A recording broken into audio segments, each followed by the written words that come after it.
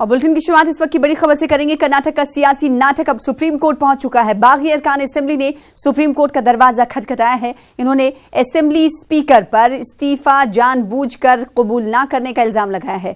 Supreme court में अब इस मामले पर कल समाअत होगी। आपको बता दें कि मुंबई के एक होटल में ठहरे कर्नाटक के 10 बागी अरकान असेंबली की सिक्योरिटी 13 बागी अरकान असेंबली मुंबई के एक होटल में मौजूद है, जहां पर सिक्योरिटी उनकी बढ़ा दी गई है।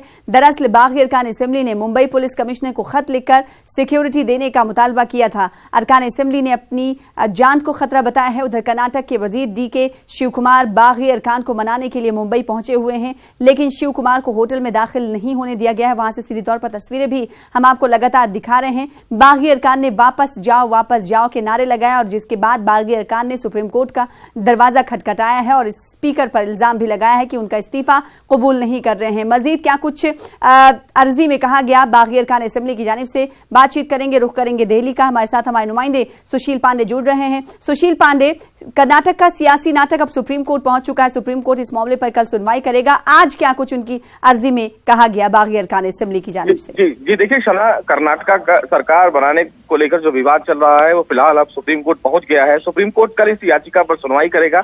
तमाम विधायकों ने सुप्रीम कोर्ट में याचिका दाखिल करके ये कहा है कि जो गवर्नर हैं वो उनका इस्तीफा स्वीकार करने में देरी कर रहे हैं, लिहाजा कानूनन लीगली इस पूरे मामले में जो कॉन्स्टिट्यूशन राइट है वो उसका वायलेशन कर रहे हैं, लिहाजा सुप्रीम कोर्ट इस मामले में इंटरफेयर करे। सुप्रीम कोर्ट ने कहा कि इस मामले में अर्जेंसी क्या है, तो उनकी तरफ से जो एडवोकेट पेश हुए थे मुकुल रोहतगी, उन्होंने कहा कि जो विधायक हैं वो अपना इस्तीफा देना चाहते हैं, लेकिन जो वहां के विधानसभा अध्यक्ष हैं वो इस्तीफा स्वीकार नहीं कर रहे हैं, लिहाजा आपके ही इंटरफेरेंस से ही इस मामले में आगे सुनवाई की जाएगी। सुप्रीम कोर्ट ने कहा कि हम इस याचिका पर कल सुनवाई करेंगे, क्योंकि मुंबई में जिस तरह तमाम विधायकों को फिलहाल रखा गया है और इस पूरे मामले में डेवलपमेंट जो है उस पर सबकी नजर बनी हुई है। अब देखना यह होगा कि कल जब सुप्रीम कोर्ट सना सुनवाई करेगा तो क्या कोई ऐसा आदेश संवैधानिक रूप से वो गवर्नर को देगा कि वो फिलहाल इस पूरे मामले में इनका इस्तीफा स्वीकार करें या ना करें। लेकिन कहीं ना कहीं अब ये पूरा सियासी घमासान देश की सबसे बड़ी अदालत के सामने पहुंच गया है। जी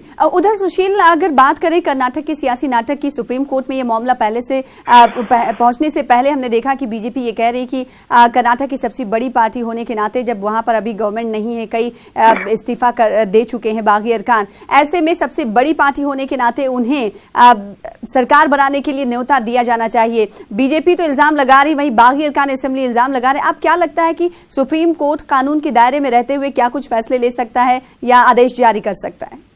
जी देखिए, सुप्रीम कोर्ट इस पूरे मामले में संवैधानिक रूप से आदेश दे सकता है। सना, आपको याद होगा कि उत्तराखंड में भी यही आया था जब सुप्रीम कोर्ट ने ऑर्डर दिया था कि विधानसभा अध्यक्ष को फिलहाल इस पूरे मामले में कार्रवाई करनी चाहिए। अगर विधायक किसी भी प्रकार से अपना इस्तीफा देना चाहते हैं तो वो अपना इस्तीफा दे दें और इस मामले में जो विधानसभा अध्यक्ष हैं वो उनका इस्तीफा स्वीकार करें। लेकिन उनकी तरफ से जो कहा जा रहा है वो ये कहा जा रहा है कि इस्तीफा देने का जो वो फिलहाल गलत है, इसीलिए इनका इस्तीफा स्वीकार नहीं किया गया।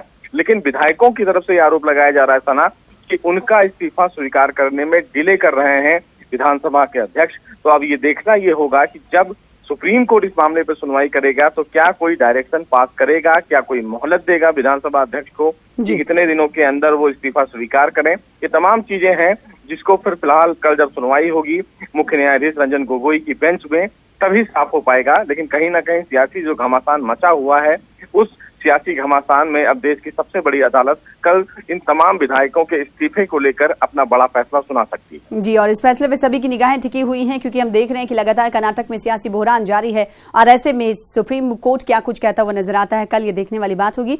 आपसे दोबारा भी राब्ता कायम करेंगे इस हवाले से। बेहद शुक्रिया हमारे साथ सुशील पांडे।